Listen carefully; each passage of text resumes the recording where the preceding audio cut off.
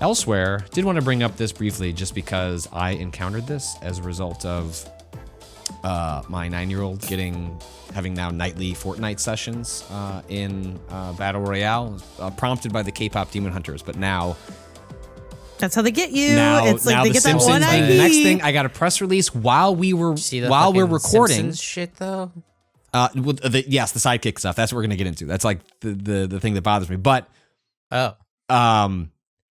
first ever Disney Parks experience lands in Fortnite Creative with Disneyland Game Rush. Compete with friends, earn exclusive rewards, play minigames inspired by beloved attractions from Disneyland and Disney California Adventure. Like, God damn it. If my kids see that they can play, like, go into Disney alongside Fortnite, like, that's bad. Which is, again, to your point, Janet, how they get you. Alongside a big Simpsons rollout that they're doing in Fortnite at the moment, they also rolled out something they're calling sidekicks. Sidekicks are right now dogs, but I am sure will encompass all sorts of different sort of animals and creatures that I'm sure will tie into the very different, characters and worlds that rotate through Fortnite. You can purchase one of those, but if you purchase one, you get access to a handful of customization options for them. And then the game tells you, are you sure? And not in a like, hey, like, are you sure? Do you want to go back and like switch things up before like this is what's going to appear in the game with you? Are you sure? Because you can't customize it again. The sidekicks are a one-time, and we're talking like, do you want spots on it? Do you want it to be chunky or skinny? And once you commit to that, it is a permanent choice unless you pay to like re-roll the character and like make a different choice. And these sidekicks are not cheap. Quoting here from a Polygon piece, Fortnite fans are riled up over greedy sidekick pets. Writes here that according to leaks, upcoming sidekicks can cost anywhere between 1,000 to 1,500 V-Bucks. For reference, 1,000 V-Bucks cost $8.99 and 2,800 V-Bucks cost $22.99. You can, however, rename a sidekick as many times as you like. This is about yes, these live service games are always sort of playing the FOMO game and trying to get you on a treadmill of, you don't pay anything to get into the game. You pay money to do cosmetics and customization. But the pitch of that is supposed to be you're amassing sort of a library of cosmetics that you can mix and match based on personal preference, flavor, what the season is, what the map is, who you're with, yada, yada, yada. The idea that you would lock an expensive cosmetic customization away as a permanent change is about as disgusting as it gets in terms of something like that is a low stakes optional customization option, but it feels particularly egregious. Janet, does this rise to I know you've bought you've bought some of this stuff. We've talked about this before, but like have you bought a sidekick? Would you buy a sidekick? What do you make of Epic's choices here in terms of pricing and locking one in? Would I buy a sidekick? I think your hesitation tells me yes. Well, here's the thing. I think we all got to I can give my answer and then I could give my honest answer. My honest answer is like anything's possible in Fortnite that I will spend money on because it's Fortnite. And if they give me an IP I like enough, like I can be tempted to do kind of anything for the most part. But my gut answer is I probably would wait it out.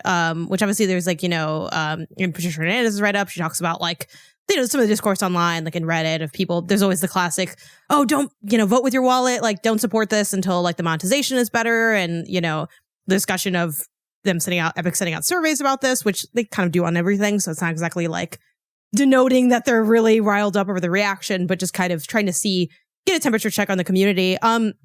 The things I don't like about it is the fact that it's only visible to your like party members, I think is a little weird. Which I get from like a mechanical standpoint of maybe not wanting to give away like your location or what's going on.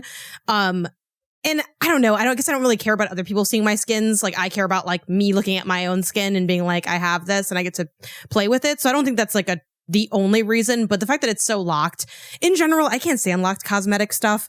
even in like a single player game, when they have the like, you can't customize your character after this point, I think that stuff is, it takes all the fun out of the cosmetic option. I think part of what's fun about cosmetics and the idea of having skins is that you gain skins over time. You have to buy the individual skins, but just being able to swap them at will.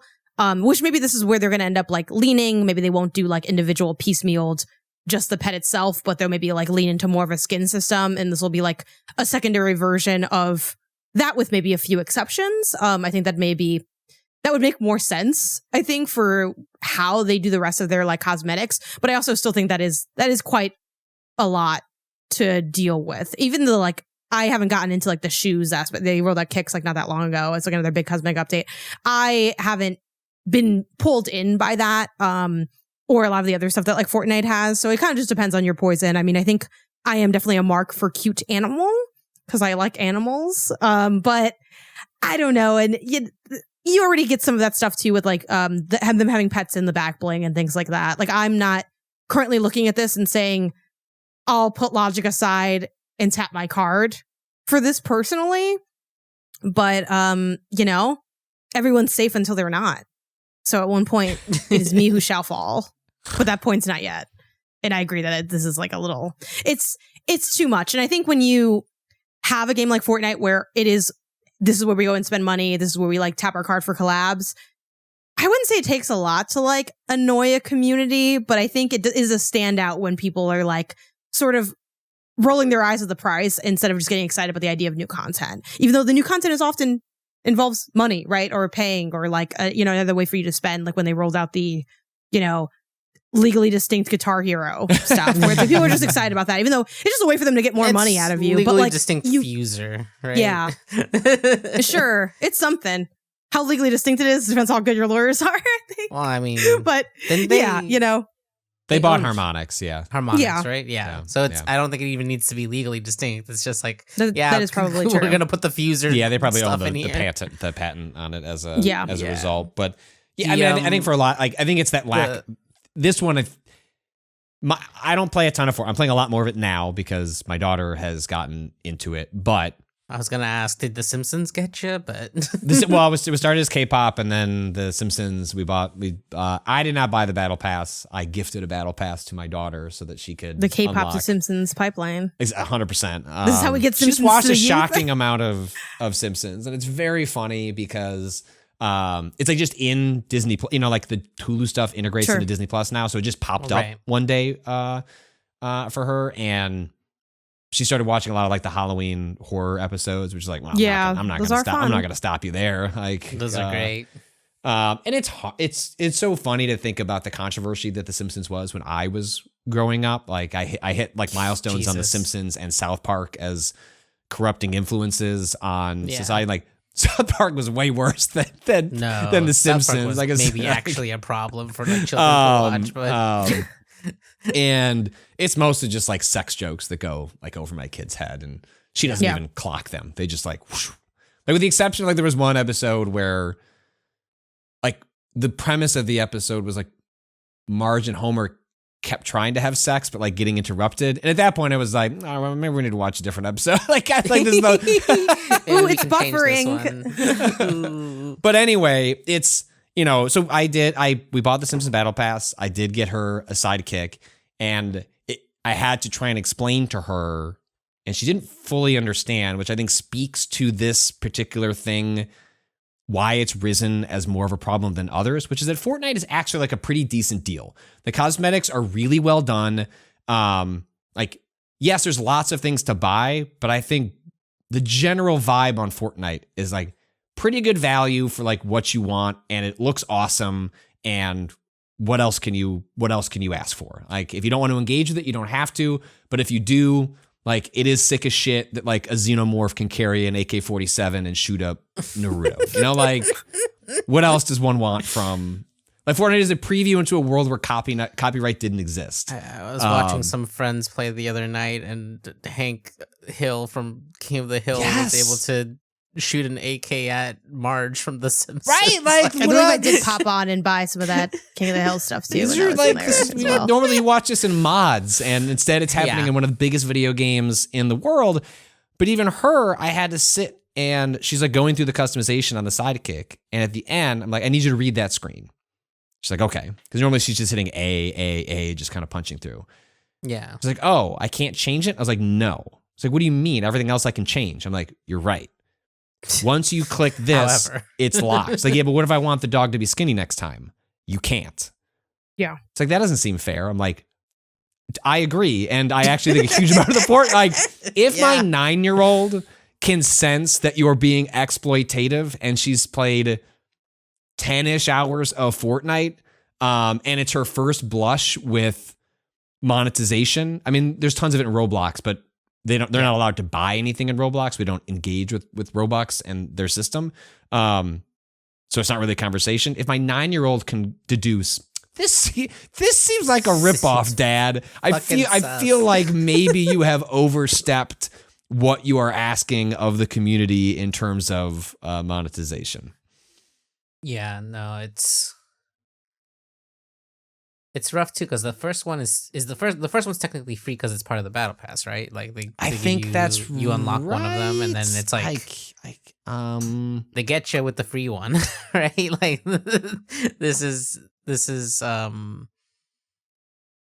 yeah. I think that's right. I think if you buy the Simpsons battle pass, you get this cute little yellow dog. You get the yellow dog. That is part of it, but then there will be, that's going to be a rolled out with every, if they'd had this when the K-pop stuff came out, like Derpy, like would have been a sidekick that you could have run around. Did they change the map with the K-pop drop? No, it was just the models and a PvE mode. I mean, they rushed that out because K-pop Demon Hunters was popular, so they blew up late in the game. The Simpson one is wild. Yeah, it looks awesome. The whole map I know. I should probably jump into that, but it's really cool. Like the little music cues, like people rushing to get to the couch. Because if 4 players get to the couch, it does a little bit. It does. I mean, it's well. I mean, like epic. I mean, again, this I think speaks to why do people pay for this stuff? Because it doesn't feel super overpriced. It's like lovingly done. Like feels like it respects the art styles. It's not as like it. They do a really good job of mashing up Fortnite's aesthetic with the aesthetic of the collabs that they do.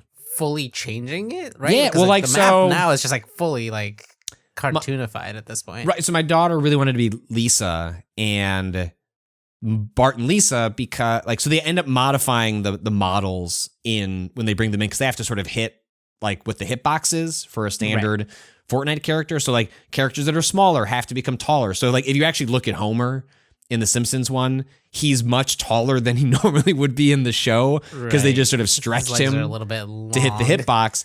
And Bart and Lisa are in like different, like I think Bart's in a little mech. Bart's like in a mech to make him tall enough. For it to work for the gameplay. It's a good bit. But all of that like works really well. Like it feels very thoughtful in terms of how they put that stuff together, which is I think why this hits especially hard is like, oh, this doesn't feel thoughtful. Like this feels like you're pushing on people's buttons in a way that sucks ass. Yeah, no, it definitely feels like they should just do the thing that they've already been like. They've set up too many other things where it's like you get a base object and then you can customize that object as much as you want, and like the changing to like the base object is a singular, and not the optional stuff on top isn't the thing that you're buying anymore. Like that seems just totally so counter to the rest of the way that the skins work that it's unsurprising that even a small child would recognize that as what the fuck, why is this wrong? I was like, you've already set up the examples be very insightful. Why it's wrong. It's like there's a line between is my daughter smart and insightful and was this so egregious that a 9-year-old picked it out, you know what I mean? Like there's it's a little bit, there's a line between those things that I thought was just very funny. I was like, oh, I'm gonna have to write about this for cosplay if my 9-year-old just managed to like clock exploitative 100%. Monetization of the game. The children have turned. So I actually, we'll see what happens. I kind of expect them to pull back on this. Like I could imagine a middle ground is like, hey, you get 10 free customizations or something. Like, I mean, they should just change it. They should just let you recustomize the sidekick and then charge for it just emotes and costumes and all the other deep, stuff. Right. Just give less like you know what I mean? Like I think it's silly to have, and I haven't looked at the sidekick, but 5 to 10 different variations or options, or even if it's not 2 a or lot. 3. It's not like you're gonna blow out and be like, damn, that's a different looking sidekick. Like they all like it doesn't look make the same. sense to Well, also you can't because they can't. Nobody else can see them, so it's just that's the other thing too. So it's just it doesn't make sense to just like nitpick on that level when you already have skins as like an option. Like why are we having? It would be like if I like could put back bling on a character and then it's like now it's locked forever, so I have to buy a new character because that one's tainted with the back bling. Like it just doesn't make any sense. Even if in the world of pets being more of a my standalone, Grogu is stuck to, or my Yoda is stuck to the back of Keanu Reeves. And he can't leave anymore. Sorry, you already gave Aloy that slushy back bling. She's strapped that way now. Like it just doesn't make any sense, and it kind of de-incentivizes, I think, like mixing and matching and experimenting in a way that feels silly. Even if you try to think of, I think they're maybe trying to conceptualize the sidekicks as being like their own accessory almost, where it's like, well, you can't change anything about your back bling, you have to just get a new thing of back bling, but because you have inherent customization options within that, it doesn't make sense. Like, and we already have that with like, even if you conceptualize them as skins, if a skin has variations within it, you can toggle between them at will. So yeah, I imagine I'd be a little surprised if they don't change this as well, simply for making it more cohesive with the structure they've already set up. Yeah, it feels I'm a bit of maybe this is just like let's get this out right now and fix it later. Well, it feels a bit of a social experimenty, right? Like hey, yeah. It's not like currently you cannot purchase the right to change it. It is just permanently locked once you. So it's not as though they are actively collecting money from the Fortnite players. It's like, all right, pay $3 and you accidentally made him skinny instead of chonky. Like, like, sorry, pay us $3 to fix it. You can't do that. But there is a survey that has gone out to players asking, this was on Threads, a Fortnite creator mentioned that there was a survey out about, quote, asking for feedback on basic features being permanently locked and the option to repurchase them. Yeah. It sort of feels like this is Epic dipping their toes in like how far can we push the audience before they push back, and I'll be interested to see where they end up, because this does feel particularly egregious. Well, let us take a quick break. We're going to dip out. We'll come back, talk about some games that we've been playing. We'll talk about some games that we're hoping to play as we head towards the holiday sprint and start thinking about Game of the Year, the Game Awards being next month, and we'll answer a couple of your questions. Be right back after this break.